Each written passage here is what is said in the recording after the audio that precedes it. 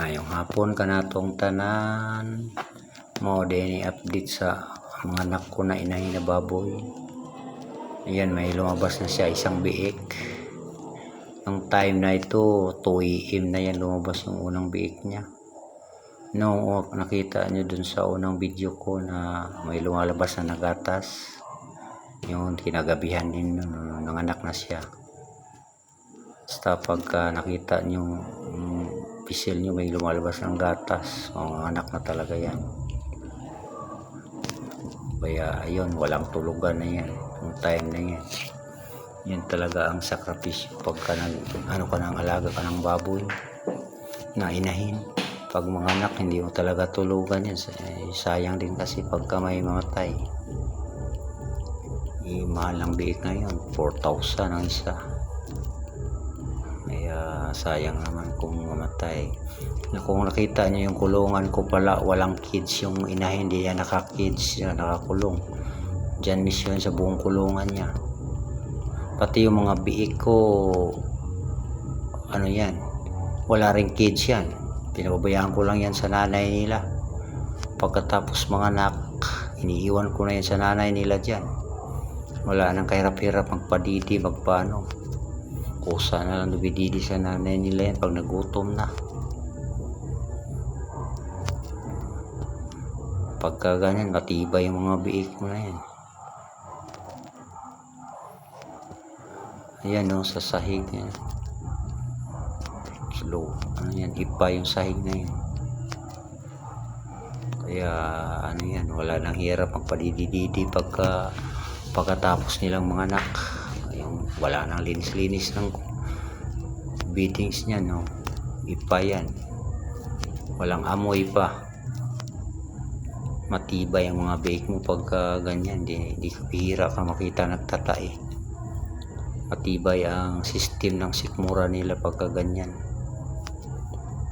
Ano sila, loaded sila ng mga good bacteria sa katawan. Pag labas pa lang, nasa loob pa lang sila ng tiyan.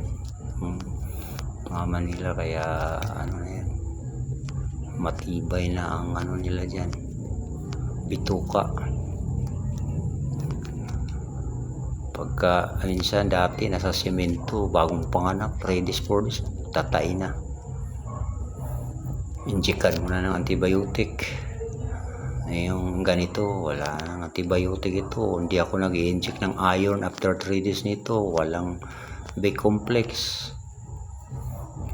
Ayan, kita mo kahit maliliit lang sila, hindi ko yan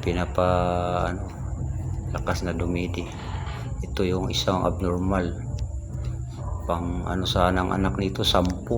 Isang namatay yung last na anak. Saka ito isang abnormal namatay din to pagkaraan ng 2 araw. Yung itong abnormal na to, yung walang tainga. Basta abnormal, hindi talaga nagtagal. First time ko may nangyari na ganito, abnormal na biik. Yan, ganyan. Yan, talagang kawawa. Gustong tumayo pero wala, inampas-ampas yung ulo niya, abnormal. Kompleto naman yung mga paa niya, yung wala lang isang tenga.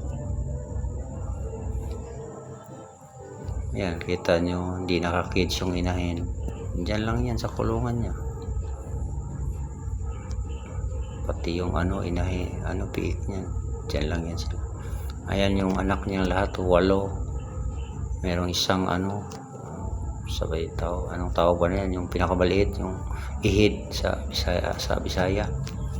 Yan, lakas na dumidi ng nila, sana inahin nila kahit medyo maliit lang. Hindi ko talaga pinapalaki ang biik pagka para hindi mahirapan yung inahin, para makatipid din sa feeds. Tama lang, pakain nila. Ayan yung kulungan nila, walang kids yan. Pati biik walang kids, iniiwan ko na lang yan sila dyan. Pagkatapos mga anak, matulog na ako. Tuloy-tuloy na yan silang nandyan, wala nang hirap. Kasi kung i-kids mo yan, every 2 hours padidihin mo sa nanay nila. Ayan, wala na yan, tulog na ako niyan. Wala na, dyan na yan, titi na yan sila sa nanay nila hanggat gusto nila. Kasi dati nasa semento, minsan nagtatay yan.